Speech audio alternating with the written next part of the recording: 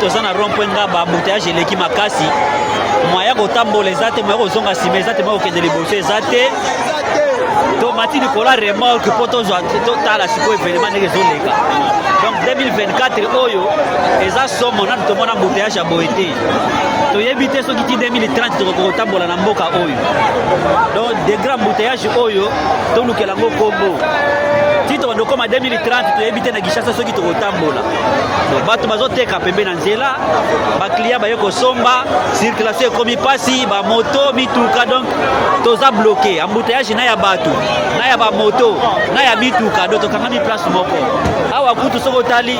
étouffement eleki makasi motara sanzi mpo na étouffement motara sanzi mpo na étouffement tala baku tunauto pesa yema ya sopela na mutu do somo awa donc moyen ezate somo tala bino moko botala tala degré mutazo tambola likolo ya mutu donc awa eza somo do soko tali kuna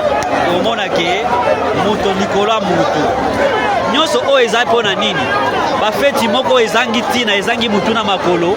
oyo ezokomisa vie difficile mpona koluka kosepela bato bakomi konyokwama lisusu leta atala makambo oyo eza na makambo mosusu esengeli leta atelema apekisa na mboka na biso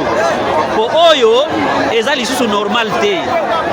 bafeti oyo toyebi ke soki batieli yango rigueur biloko ekolongwa bato bazosouffrir nanu bakomi lisusu kosouffrir de plus en plus boluka solution mpona bambouteillage oyo na mboka oyo bambouteillage ezalaka mais oyo ya 2024 eza significatif